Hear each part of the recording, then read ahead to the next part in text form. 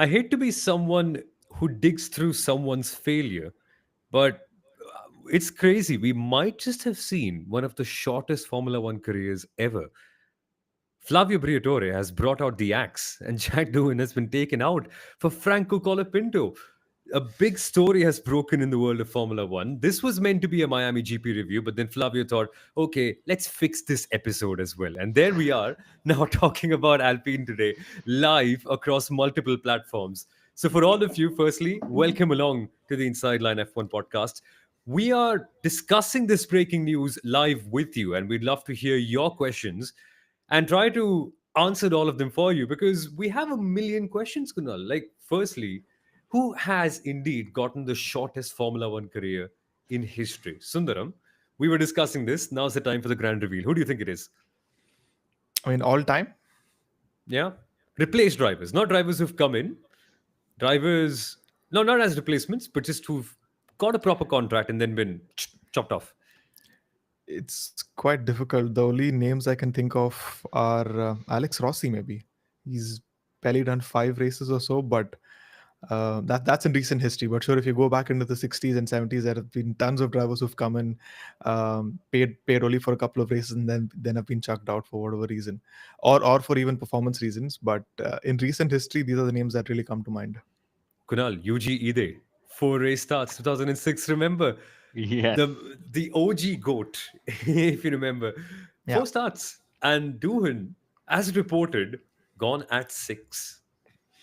It But seems. I It actually did seems. what I did what all humans better be doing.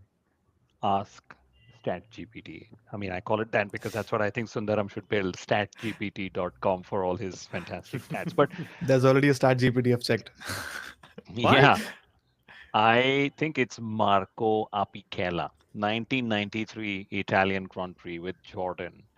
His career length was one corner, as ChatGPT says it. He was involved in a first corner collision and it had to retire immediately. He never raced again in Formula One, making his career the shortest of all times, also in race distance. But Yeah. okay. But there is another driver called Tommy Bryn. I remember he's Irish, if I remember. There's a beautiful biography of his written by Mark Hughes. 5 race entries, only 2 starts. Very successful before and after Formula One, just never made the cut in Formula One. And I think he crossed Ron Dennis because I just recently read this book. Henning Isdal, the famous Norwegian motorsport commentator, gave it to me, loaned it to me to read it. But anyway, oh, let me borrow it. But yeah, that's statgpt.com. That's what I got. Better ask AI these things. Does anyone remember this name? Does this ring any bells? Marcus Winkelhock. Yes, of Of course. course. The great 2007 European Grand Prix, the man who led the entire field in the wet. Exactly. Unfortunately, he didn't finish the race, and that was his F1 career. Oh, yeah. Oh, yeah. That's true. Or even Rio Haryanto, right, from 2016, and his I funding think he had the went sour, first and first then half of the season. I think Haryanto was first there for three the or four, first half. No, first first three or half. four for sure. No, He no, no. was he was replaced. No, he was there for the first half of the season. He was replaced by Esteban Ocon at the 2016 Belgian Grand Belgian Prix. Too, Grand too, Prix. too heavy, and I'm going to do what Donald Trump does, like too heavy, like too stat heavy. But Rio Arianto, very interesting. He ran an SMS funding campaign. You could send an SMS and donate Yes, something to yes. it. I love that because we've seen this happen before. You sell larger, smaller stickers on your car for what do you say, lesser money to more people, raise money.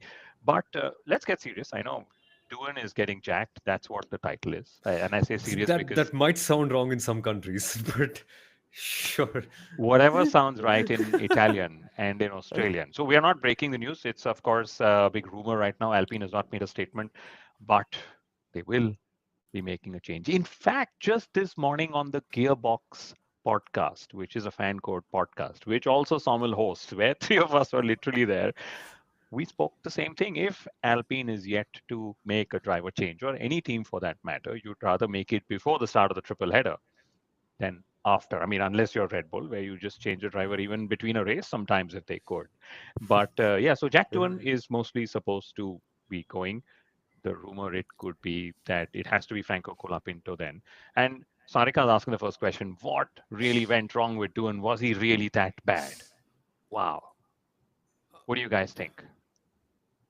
I think genuinely he wasn't that bad by old standards. Quite often, he was a couple of tenths away from Gasly. This time in Miami, it's actually very harsh, but he outqualified Gasly for the very first time. Gasly, of course, had apparently suspension issues that were bugging him, but still, it shouldn't take away from what Doohan has done. But routinely, you could see that he was a couple of tenths away, sometimes a tenth and a half. Sometimes the difference was so small, and Gasly would go up to Q2 and Doohan would stay behind in Q1. And then you'd wonder, oh my God, Doohan has had such a terrible result. But maybe it was just a couple of hundreds or thousands at that point. And that's how competitive Formula One has become. Doohan, in any other generation, in my opinion, wouldn't have been that bad of a driver, honestly. He would actually quite rank decently on the scale. But remember, guys, this is the first time in history Formula One probably doesn't have even one single pay driver. All of them are there on Hmm? merit, in a way. But this is probably why. Almost, This is almost. probably why Franco Colapinto is coming because of what you just said that we don't have a pay driver. Can we get a No, pay no, no, driver no. here? We don't have a pay driver as such on the current grid before Franco Colapinto comes in, but because of a driver, everyone else gets paid in the team. But he who shall not be named. But yes, back to Franco. But I'll tell you what, very interesting thing about pay drivers, and I'm going to go back to 2011 Indian Grand Prix. I was in the paddock with Force India, of course, with Peter Windsor actually, and we were discussing pay drivers. And he said, very interestingly, there are two kinds of pay drivers: people who pay money because there is a lack of talent somewhere, and then they just come and sort of compensate the talent with money, which is the traditional pay driver that we don't like. The Yeah. second type of paid driver is the likes of Fernando Alonso or the likes of Checo Perez, where here's a driver, very interesting in his country, so you work with the driver and their management to go raise sponsors from that country. That's the kind of driver you want because there is talent, and then also the driver's bringing in some money. And I actually heard the last triple header that the Colapinto money was drying up, and which is why Doohan suddenly there was noise that he's going to get the full season. In fact, Oliver Oak said that at the moment Jack's a driver, and we'll take each day as it comes. And they released a report, if you remember, a couple of weeks ago, saying he's going to get the full season. And Jack actually said, "I'm so thankful to Alpine for taking the pressure off." So now all of this could have well been to put pressure on Colapinto, saying, "Hey, we're putting Doohan in the car the full season. Unless you bring more money, that could very well be the case." So it's probably not down to performance. It's just down to who's sort of paid more money. And maybe the Doohans also have paid money, truth be told. Disclaimer: nothing against paid drivers, but the greatest of the sport also started off as a paid driver, Michael Schumacher, True. back in 1991. But then he let his talent and his skill do the talking. Flavio, he quickly swept him up to take him back, to take him to Benetton. But yeah, nothing against paid drivers. And like Kunal said, yes, it's the money that's bringing Franco Colapinto in. But will the results really reflect that? We'll have to wait and see. No, but I think there might be a bit of bias also because we're forgetting how good Franco Colapinto really was in that Williams last year. Like tied 4-4 with Alex Albon whenever they finished. And he was also out qualifying him a couple of times over those 11 races. And that speaks volumes. Colapinto is quite a driver. Maybe Alpine's complaints are partly to do with also how Doohan's been performing. Maybe he's not been bad, but the grid is so close that you can't afford that. And they want someone who can turn it on like electricity, like lightning, like Colapinto did last year. And that's what Abhishek's also reflecting, that huge damage bill that came off largely as a result of that crash in Suzuka and also in Australia wouldn't have helped Doohan's cause. And you're right, it's part of the budget cap, so you've got to account for it. And Alpine need the money badly, Kunal, because they're transitioning from their own power unit to Mercedes. And anywhere where they can invest in better aero or better processes or better tech, that's money that you can save up and perhaps do something with. I mean, ultimately there are caps on everything. So if you keep earning more money, it's just going to the bottom line. So Alpine needing more money is, of course, our perception of how we see this money sort of fitting in. But the damage bill. Okay, let's break it down this way. Alpine is saying Doohan has damaged the car. There's a good chance Franco Colapinto could also damage the car. He, He's done had a it. great. He's done it, He's He's right? done done it. it. Yeah. Yep. Yeah. So, he had a great start to Williams and then sort of went the crash kiddish way, which is what a lot of drivers do, like Franz Tost said on our episode as well. And then Red Bull went away and didn't sign Franco, is apparently the rumor, right? Then let's look at performance. Okay. And I'm going to just open up some stats. Pierre Gasly, average qualifying performance 11.33. Jack Doohan 15.50. Now, to me, yes, okay, 15.50 is still just about out of Q1. Doohan has had no Q3 appearances, okay, and he in fact has had how many? He's in the six races. He's had three Q1 eliminations and three Q2 eliminations, okay, and Pierre Gasly on the other end has had three Q3 appearances, one Q2 elimination, and two Q1 eliminations, right? So it's honestly for somebody who is, I would say, just so new in the car. I think I wish he would have given more time. So this is what I Yeah. see has happened. Alpine has said maybe the performance is going to be the same with Franco. Are we just going to get more money with the Argentinian sponsors coming in, PR, etc.? So my my guess is it's more about the money because they wouldn't have signed somebody for 20 million whatever to say you're going to sit out for the rest of the season. So a lot of things have come in here at play. Could Jack Doohan be back in that Alpine car? What do you guys think? Let's assume it's happening. Let's Mm, assume Colapinto is in. Do you think Colapinto gets six races to prove and before they Nah. bring Jack back? no I chance. don't see this happening unless Jack Doohan can come back with a bigger check than Franco came in with, which I'm not sure if it's going to be happening. But like you said, I don't think so. It's really performance related. I think Alpine were just waiting for those sort of reasons to kind of chuck him out. And it started off with his first race in Austria. Australia, he crashed out on the opening lap. Then that massive bill from Japan, and then just bad qualifying, which wasn't really Jack's fault in Miami, and then the race. I think they were just waiting for these sort of reasons to kind of put it out there and say that we're checking you out. So, but very unfortunate for him. And in Miami, SQ1, there was probably now, if you connect the dots, that Jack was told in Miami they're going to Yeah, make the change. Yeah. In SQ1, he actually said, "You guys knocked me out of Q1." So yeah, it he's felt also so. done his, It felt so. messaging and so on. And I I get this feeling he's not coming back, and it's unfortunate. Motorsport royalty in every way. Somil, you've been the voice of Ah, MotoGP in India. Mick Schumacher, motorsport royalty, didn't make it back, right? Of course, got a much Oh longer God. rope. Jack Doohan, again, motorsport royalty, probably not going to make it back. Come to think of it, Nikita Mazepin has had a longer career in Formula One oof. than Jack I was Doohan. thinking of Nicholas Latifi as a good Yeah. comparison, but okay. Wow. That is quite something. But it's happened again, Sundaram. Like we were always discussing, even in the world of cricket, the Gavaskar surname didn't quite turn out to be a very helping hand for the son. The Tendulkar surname, same story, just doesn't work out for the second generation as easily. I'm But not those are going into more, but why. no, but those are actually more performance related. Here That's it's all, true. all different reasons altogether. Can be political, can be financial, Well, and all sorts of reasons. Motorsports is a lot more complex than everyone who imagines. says that cricket is 100% clean either? But yeah, let's not get into that discussion right now, please. But do you guys think it was? Yeah, there you go. Abhishek Ramesh is saying maybe it was all planned beforehand for PR. Jack getting in for his home leg, and then Franco GPs for the America. Well, the American races are of course a little far away, but yeah, this is probably planned before. They would have said we'll give you some races. In fact, Somil, you said right in one of the early races in the year, we said six races. That's what he'll get before they actually make a change. So maybe Yeah. that was one more prediction that we got right on the Inside Line F1 podcast. Phenomenal. We're doing well with these kind of things. But he wasn't the first one out. That record still is with Liam Lawson. He was the first driver change of this year. So just like that, we've had two driver changes in the year already. So many different race winners. Oscar Piastri in his third season leading a world championship.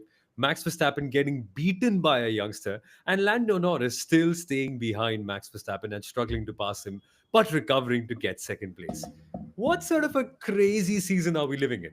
And this weekend, we also had Kimi Antonelli become the youngest pole sitter in Formula One history in any format. Hate that we have to attach it, but it's true. Wow. Where do we go from, Kunal? Because this has been a blockbuster weekend. We've launched albums. We've had crazy driver interviews. We've raced Legos as well. What a weekend Miami has been. I'm that Lego race. My goodness, what a brand activation.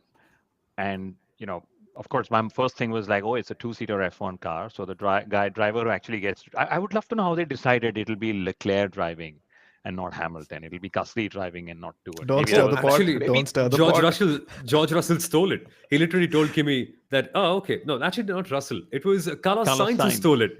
He stole it from Alex Albon, and he said, no, I'm the one driving, not you.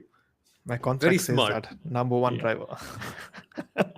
But yeah, it was a fantastic, Yeah. fantastic activation. I loved it, and I saw the drivers were having fun. They were nudging each other. They were, smoke from tires, and at only 20 kilometers per hour.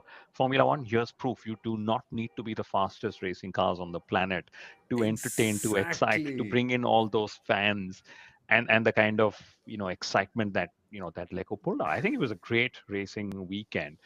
Max Verstappen, he actually sacrificed his podium. If we were to assume what Lando Norris is saying, where Max was not smart and he gave up on a podium, he sacrificed his podium for Formula One's sake. Because if it wasn't for Max going wheel to wheel, we would have had yet another race where there was no battle ish for the lead of the race. So I'm so glad Max Verstappen, if you were to listen to and agree with Lando Norris, sacrificed a podium rather than sit behind the McLarens and just manage his race tires, because that's what you do when you're managing a race. Yeah. And I find it interesting, Sundaram, that Oscar Piastri was still able to get past him twice. Like, it's amazing. Firstly, we saw that in Jeddah. Now here this weekend as well. Uh, Max Verstappen, sure, he may not have the fastest car, and we're seeing he's still the only one who can bring light to that Red Bull Racing garage when he got pole on Saturday. But two times, yes, Oscar Piastri has had the faster car that Redlingstein has been mentioning. But racecraft, the difference between Oscar and Lando later on, I mean, that turned out to be the difference. And that's where I believe the race was won for Oscar Piastri and lost for Lando Norris. And Max Verstappen has had such a big hand in deciding all of that. Oh, absolutely. I actually rewatched the race, at least the first 20 odd laps, to see how the battle actually turned out between Oscar and Max. And I mean, in the entirety of Oscar and Max battling it out, Oscar at no point really seemed harrowed or flustered. But in the case of Lando, you did see that he went in for a move and he was pushed out or whatever. It felt that Lando was really trying to make it work, but he was really struggling with it in that regard. So Oscar in that sense seemed very calculated, and he knew what he was doing, and he wasn't really following Max's line as well. So that was exceptional to see, and it probably also goes to say that he's probably figured how to battle with Max Verstappen, and great usage of the rule book as well in Jeddah in the opening corner, and then also with Kimi Antonelli in the sprint opening corner. He knew how far ahead he really has to be, so that the corner is his, and then he gets to dictate how much space he needs to leave for the other driver. So in that regard, it's also very good that he knows how to play the rule book, and also now how to play Max Verstappen. And Franz Doss said this, Kunal. He said this on the Inside Line F1 podcast that the awareness that you need to be a world champion, that he described in Max Verstappen, those 5 stages, Piastri is there. And Franz Doss really rates Oscar's racecraft. It's true, and we're seeing that live in picture. Like as Sundaram Stat mentioned, first time in his career, he's won 3 races consistently on the trot. Unbelievable. Single seater career. Single seater career. Single seater career. Yeah, I think, of course, I just going back to the comment from Redlingstein, that it's got nothing to do with Max. McLaren is a much faster car than any other team. That's true. DRS makes it easier as well. My point here would be that it's not about Oscar actually making the overtake, him being so calm. He actually said, I knew I would make the move. I knew I had the faster car. I just had to bide my time. He made sure Max was also using up his tires in that defensive move. And then if you see the difference between Oscar overtaking Max and Lando trying to overtake Max, even though Oscar took 14 Yeah. laps and Lando took 4 laps, it just seemed that Oscar was far more confident making that move. Yes, it's a quicker car, and I think Formula One is more fun when a quicker car is stuck behind a slower car, and that's what we saw with the two McLarens. And I frankly loved what Max Verstappen did. right? Whether Oscar has figured him out or not, whether Lando will figure him out or not, Max Verstappen entertaining us rather than sitting in the wake of the McLarens and managing tires. That's what I tune into Formula One for. That's what we all love Formula One for. I've been getting a lot of rage tweets on Twitter saying, Max sacrificed a podium. Well, no, the podium was actually taken away from Max because of the virtual safety car, which is also what Abhishek Ramesh has just said, that it was the virtual safety car that cost Max the podium to George Russell. And there was a very interesting comment that I think Alexander Albon made. Okay, and I love his interviews. He said, for the first time in my career, I was able to see Max for the full race distance. He said, even in my Red Bull racing career, I never had a race when I was seeing Max full race distance. Now, the reason why I'm saying this is that's, of course, how much of a gap Max was behind the McLaren cars, as we know, 37, 39 odd seconds. But I think Max is definitely the reason why races are more interesting. Uh, he's putting that car in places it shouldn't go and then racing his heart out. And like I said on the Gearbox episode, this is the Max Verstappen. This is Formula Max Verstappen. If Max decides he wants to end the race 200 meters into the first corner and pick up a penalty, boom, it's finished. That's what we saw in Jeddah. There was no battle. But if Max decides he will race clean, he will race hard, he will make the drivers work for it. And he said, I had nothing to lose. I was just going and having fun. Now, if he decides to go and have fun, we actually get delivered this kind of fun. This is the kind of Formula One I grew up to. This is the kind of Formula One I want my kids to grow up to, my child to grow up to. But yeah, I have one, but I don't know why I said plural. No, Max is definitely a hard racer, and I think the only way he would have been on the podium is him accepting and acknowledging the fact that, oh, okay, both McLarens are significantly quicker. Let me just let them go by so that I can preserve my tires and stay closer up to Lando Norris. I watched the race once again. After all that battling in the first 20 laps, Max's gap to Lando had ballooned to 8 seconds, and he was further 3 seconds ahead of Antonelli. The only way he was preserving his tires was letting both McLarens go and staying close up to Lando. And even if the VSC would have happened later on, which no one would have predicted at that point of time, is when he would have been on the podium. So I don't really agree to the fact that Max lost a podium because he was battling Lando or Yeah. Oscar in the first 20 laps. Yeah, it's just the VSC that ultimately caught him out. Yep. And that was that for Max Verstappen. But incredible to see him racing. I I'm now curious about something else in the meantime because while you guys were explaining that so well, I was just thinking there are so many moments we have missed in this race, and it's a good time to bring them out. And one of those key moments would be what's happened between Carlos Sainz and James Vowles regarding the Alex Albon passing. Not overtake, not passing. Come on, that was very, very poorly articulated.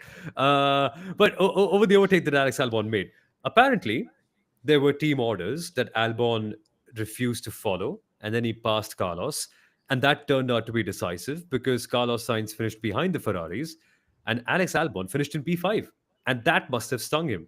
So on the radio after the race, Carlos Sainz was getting a radio message from James Vowles, and James Vowles said, Sundaram, that you're right, Carlos, we need proper rules of engagement next time. What could that be alluding to? What's going on here? I mean, agreeing to what the pre-race plan was, because at that point of time, if they had agreed that someone beyond a particular period was ahead, they would get to keep the position and not really go and battle further ahead. And I think it really stung Science for two reasons. One, like you said, was Alex finished as high as P5. The second point was in the very last race, he actually aided Alex Albon against, who was it, Isaac Hajar, from, was it falling out of the points?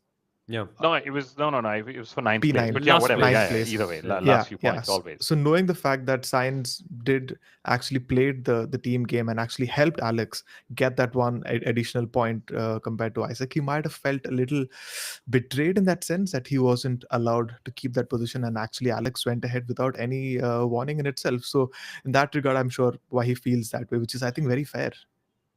And my point is nothing has come out in the media after this, which I think is also Yeah. great that Williams is protecting what's happening. They're doing things behind closed doors because such kind of team orders being, you saw what happened with Ferrari. It was out at play. We'll talk about the Ferrari radio mess in a few minutes, but just think it was one of those races. So Carlos Sainz, his race got damaged because of the virtual safety car and battling the Ferraris. He actually said, "I Yeah. will not battle Charles." After qualifying, but Alexander Albon said, I am very eager to go battle the Ferraris. So maybe that was also the difference in the attitude of how they were approaching it, who I'm racing against and who I'm not. And maybe Alex just said, and we had, Alex's manager on the show, which, we'll release the episode in a few days, who said Alex has literally changed nothing in the offseason to tackle the Carlos Sainz challenge. Very insightful episode. You heard it here first. It's going to come out soon. But we should ask the question, was Williams genuinely quick? Or They were. yeah, they were, right? Or did they just have the luck of the draw? They were literally quick. They would have almost undercut even George Russell. So that's how lucky George Russell got, and that's how much bad luck, I would say uh, Carlos Sainz had. But we could take a second to just look at, that VSC that came out because of Oliver Behrman's power unit issue. There were so many drivers who actually benefited because of the VSC. Lewis Hamilton, Fernando Alonso, Oscar Piastri, Liam Lawson, Lando Norris, George Russell. He had a 4.5 second pit stop. He was slow, but he still jumped Max Verstappen for third.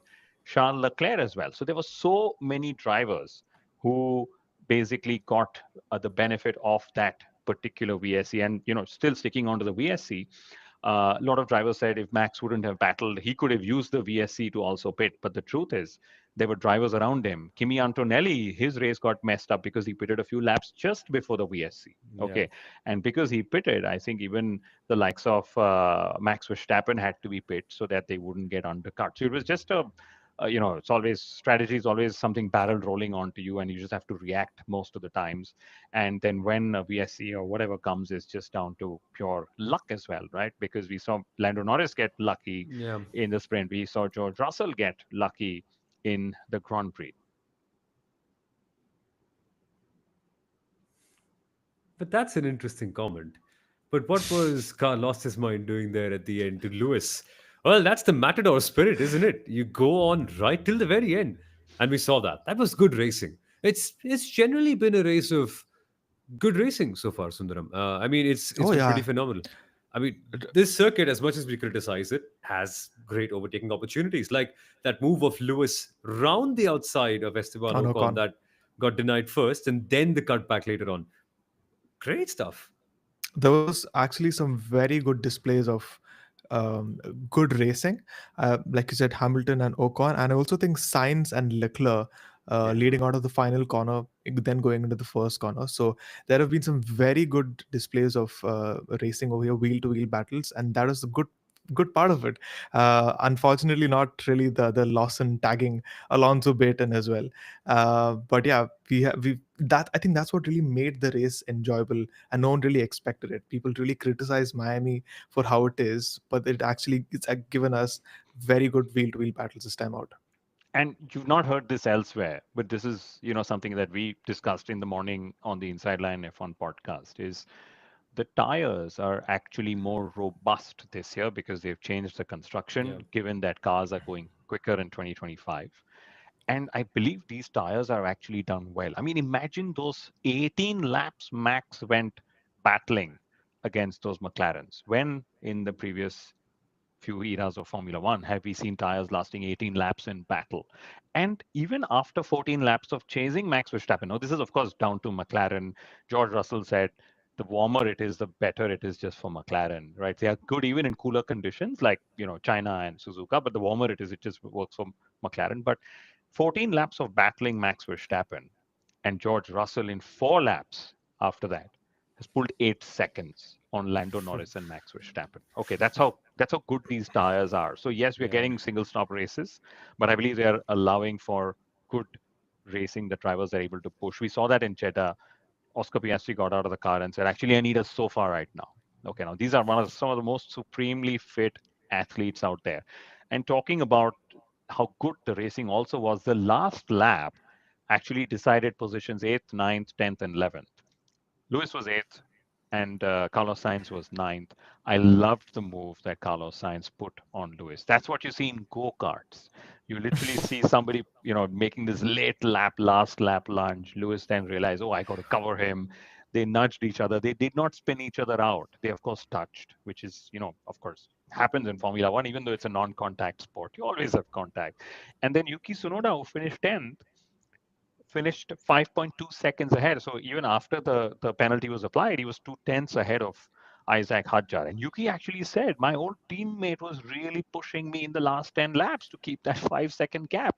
So the last four positions, or well, last three positions of the points, and hence then 11th as well, was settled literally on the last lap of the Miami Grand Prix. And why is Hamilton fighting Ocon again? Do we really have to go there, Prakrit? Do we really have to go there? The truth is, qualified out of position, and as he was closer to Esteban Ocon, and there we go. That's what's happening. Lewis has been battling the midfield drivers more, as we saw him battling Carlos Sainz the last few races as well, and now it was Esteban Ocon, who, by the way, also had some great defensive driving. And since we're just praising Max Verstappen, we should also praise Esteban Ocon, his arch rival, no, from Brazil. Yeah, and just one point coming back to the tires, I think that's a very interesting point that you made there, Kunal, that the tires are actually that much more durable and robust, and you can actually push them to the limit. And that's where the trade-off is, because what Pirelli has been trying to do after looking at the first four races, they say, okay, let's go one step softer because we want to kind of nudge teams towards the two stop, because we want to see more strategy at play. We want to see more shuffling of the order. That's what they've been trying to do, but they've really not had that seen that happen, because tire degradation in general has been lower than expected. uh, if the tires tend to degrade a lot quicker, then you do have a lot of two stoppers, but then you don't see a lot of teams or drivers pushing it, because they know that the tires are going to fall off the cliff.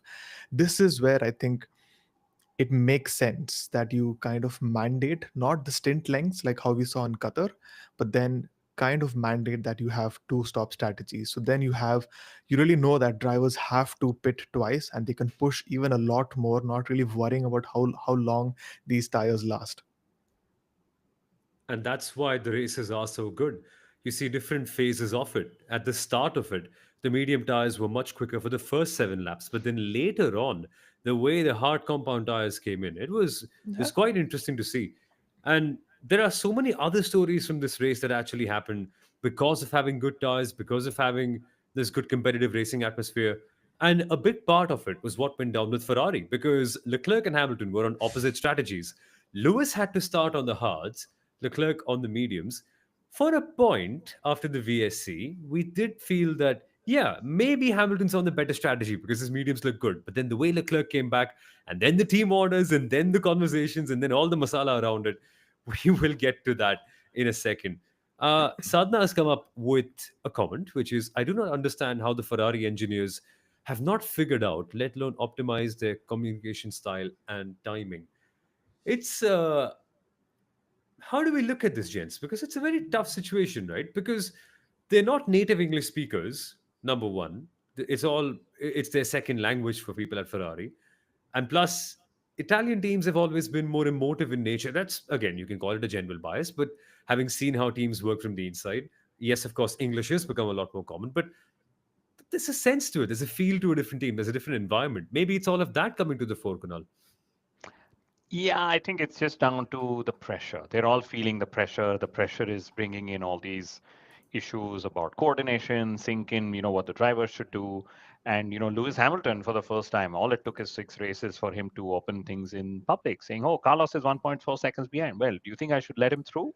And then he's reminding the team, I moved over in China. And by the time Lewis was allowed to go, his tires had run. And Frederick Vasseur actually offered a great explanation. He said we took one lap to assess whether it was Lewis's real pace or did the DRS just inflate Lewis's pace, which is fair. I mean, teams are allowed to take that time. But I guess it's just that when it's Ferrari and radio, it just gets a little more dramatic for all of us, given how we all react as well. And yeah, ultimately, I think it's just down to not having pace on Saturday. Hence, they qualify low. And then on Sunday, they can't unleash more race pace. And in fact, even on this Sunday, they finished one whole minute behind the McLarens, which Yeah, means also 40 seconds behind the Red Bulls and Mercedes cars, right? 1 second. We So need to let it that was just stat they breathe, just didn't Kunal. have the pace. And I've actually had a few people asking, but what happened? McLaren was actually quicker through the slow speed stuff. And why not Ferrari? Because they usually have better traction and they do better through slow speed stuff like Monaco. Well, the truth is, just because you're quick in the slow speed stuff doesn't mean you're quick in the slow speed stuff at every circuit. You look at an average cornering range to optimize your setup for. So you make compromises in setup. So that's what happens. So it's not given that the Red Bull will always be the quickest in the high speed corners. Sometimes they will trade off the high speed to get better somewhere else, and so on. So it's circuit to circuit, and that's what's so beautiful about Formula One, that you almost have a different way how teams are extracting performance based on circuit requirements, package upgrades, and simulation tools. We have to let that number sink in, though, Sundaram. 1 whole minute. What Kunal is saying is so true that Ferrari, just because they haven't been able to optimize their settings, are just this far behind. A lot of it is down to the ride height, and then being in the mid pack exacerbates everything, especially when you are in dirty air. But 1 whole minute, 1 whole minute is insane. It is, and if you remember, it's a sprint weekend, and in the last sprint weekend, in the search for more downforce, Ferrari had a much lower floor setting, and they ended up getting disqualified. So I'm sure there must be some demons from China which they were trying to battle and ensure that it doesn't really come to that again. But we saw this in Australia, all this communication going back and forth with Lewis and the team, and it's kind of, you've seen it right now in Miami as well. The problems with Ferrari are more deep rooted than what people are talking about. Inherently, it's not just the car, but also the processes, the communication, and so much of pressure and so much of eyeballs on this team in general. Um, Charles Leclerc and Lewis Hamilton had their worst qualifying of the season. Leclerc qualified 8th, Hamilton already qualified 12th to 13th. So that itself puts a lot of eyeballs, and there's sure a lot of pressure that comes with it as well. So all that frustration kind of just came to the fore on the radio. And although it might have taken them just one further lap to decide if we need to swap, it was just too much for Lewis at that point. And Leclerc said post race, we know what the problem is. So they know Yeah. what's ailing them. We just may not be able to fix it, or it might take longer to fix it, or it's not as easy to fix it, of course. And Abhishek is saying, of course, you're on the Yeah. offset strategy like Yeah, Lewis was on a softer tire. It should, be obvious to let him pass Charles immediately, etc. Yeah, it seems almost like a no-brainer. But let's remember, we're getting very critical about Ferrari, which is fine. But it was only last race in Jeddah where they ran a very good tire strategy with Leclerc, gave him a tire offset, which got him onto the podium as well. Okay, so I've always said this, that strategy can never replace lack of pace. As simple as that. They just knew they were slow, and you can't do any. Even Ross Brawn, the ultimate strategist, or Hannah Schmitz, strategy will never compensate for lack of pace. But there was another thing about Ferrari which bothered me, which I know that they gave the drivers some settings for reliability, but two power units, only of the customer teams of Ferrari failed. There was Oliver yeah. Behrman, Haas Ferrari. There was Gabriel Bortoleto, Sauber Ferrari. So a bit of a surprise that, you know, I don't know when last did we see a power units fail this way, but that Same. happened. Hottest temperatures of the year, hottest track temperatures, and that sort of synchronizes with the fact that teams have to run better cooling solutions. But that's just what happened. There was another small thing which actually stood out for me, which was Red Bull Racing. Max Verstappen, spatial awareness. We've spoken of this. He came onto the radio saying George just lifted 90%. They went and they protested George Russell's podium. They told Max to be within 5 seconds, and the result of the protest was George lifted enough. Now, my understanding of that is the rules don't say how much you need to lift, which means race control decides if whether you lifted was enough or not. Samuel, you could have lifted 12%, I could have lifted 14%, and Sundaram could have lifted 8%.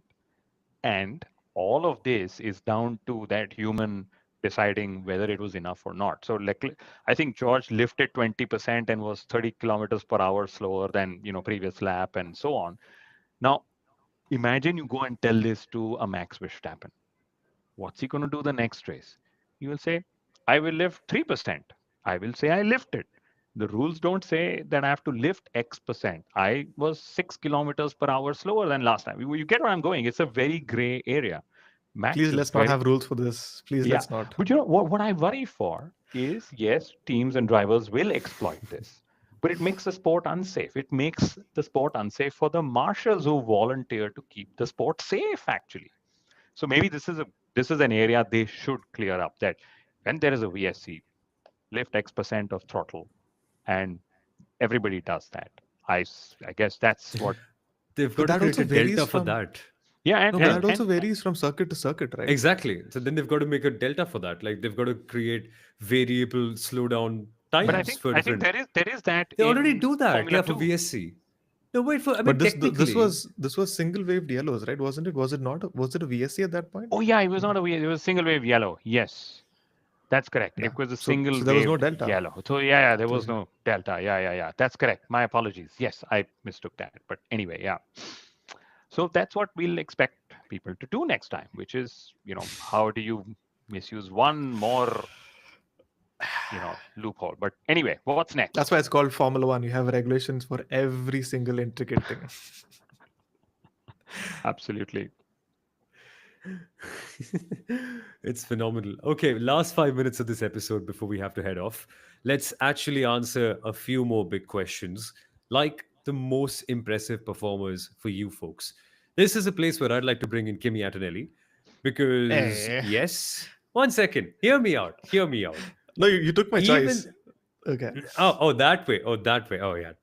Again, great minds think alike. because, yes, you might have looked at the end results and gone, this guy's probably not had the best weekend. And then you watch the overtakes that have been put on him, that gets validated even further. But then look at the context of it all. This is such a tough Grand Prix for any driver. Sprint weekend, hot conditions, a tarmac type that he's not driven on before, a car he's getting used to. And in all of that, he's the one who actually has the potential to put it on pole in a sprint qualifying. It's unbelievable. It's the first glimmer of what Kimi Antonelli can actually become. And that to me, in itself, Kunal, is a big thing. Like when Max Verstappen had his first year in 2015, whenever even he had those standout moments, we were all on our feet. Like, wow, this guy at this age has this much.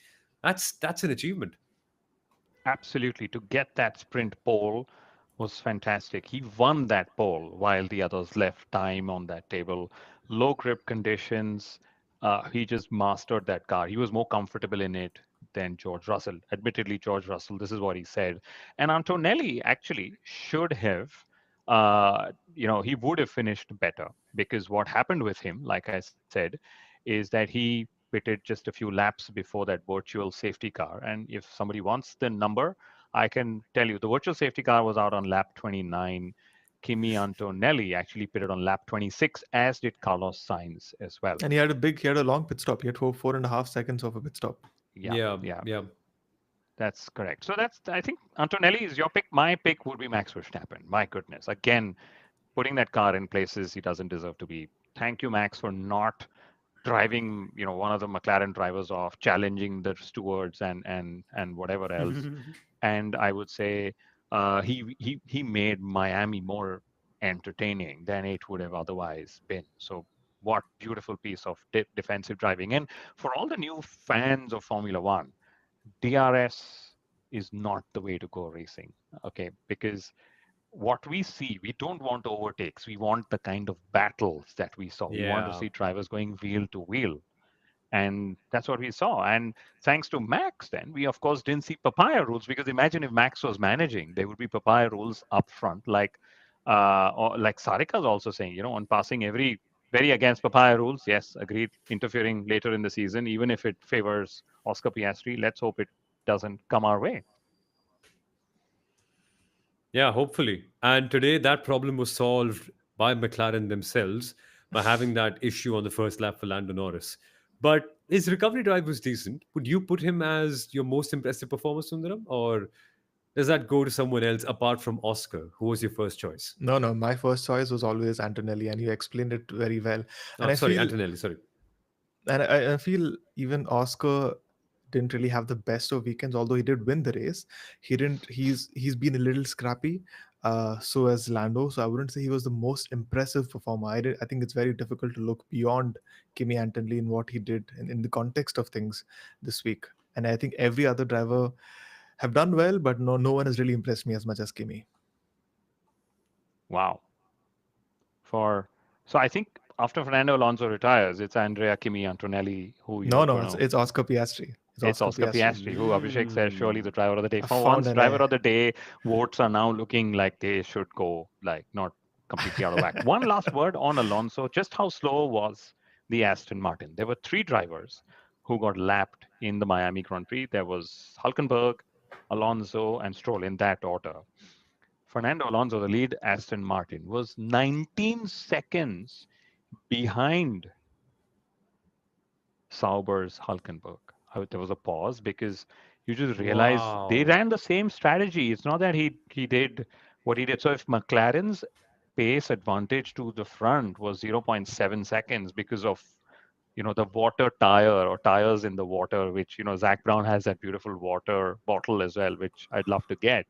So if McLaren's pace advantage is 0.7 to the rest of the field, I think it was 1.7 to Aston Martin. That's how crazy slow Aston Martin was. Yeah. Unbelievable. And it would be silence on Sundaram's side, which is a good way to end. absolutely, There's not absolutely. more, not much more to say, my friend. Not at all. Not at all. Looking at their downward trend has been heartbreaking. I mean, if you compare just the first six races of 2023, I think Fernando was on the podium in five of those races, and still last year was still better because I think he scored in all of those first six races, and now he's not even scored. So their downward trajectory is baffling, and it just makes my hope in 2026 kind of fade even more because I know everyone's pinning their hopes on Adrian Newey, but then you really can't compensate for the internal processes or the lack of the team being able to bring in good upgrades to the car. He's not it's Adrian Newey is not the magic pill. He'll make things better, surely, but then there's more to it. And the thing that really won it probably goes to show that no matter how much money you pump in, no matter you have the best simulator, you have the best wind tunnel, ultimately it comes down to people, the person who's driving the car. If he has a front running car, he keeps making those mistakes and not going to win the championship. And if you have a decent car and if you don't have people bringing in those upgrades, it's still not going to help. So you can have all the resources in the world which Ferrari has had for several decades, they've still not won a drivers and a constructors championship since 2000 what 8. Can't compensate for that. So true. We've That's got my to end painful this. rant. That it's so true, and the others are actually agreeing to that whole idea. As Uttara is saying, the foundation for the whole season is here in the early picture, unless things get wild, and they are already getting wild for Aston Martin. And Sarika has already mentioned that you've chosen the next in line for Fernando Alonso. So you're selecting the air. But last comment from Abhishek. Firstly, great shout. First win for Oscar from outside the front row. And first non podium finish from pole for Max when he had an incident free race. Hmm, interesting. Yeah, he got shoved out a little bit this time. And my favorite stat is Miami yet again chooses to give us a race winner outside of pole position and the front row. Oscar won it from fourth place. And like Abhishek is also saying, first win from outside of the front row for Oscar. Interesting. Can I end this race, this stream on little McLaren stat? Because I think Oh, quite go for it. deservedly they are the first team to actually take 100% of all points available in a sprint weekend. And I was actually pretty sure that Red Bull did it back in 2023, but they did not.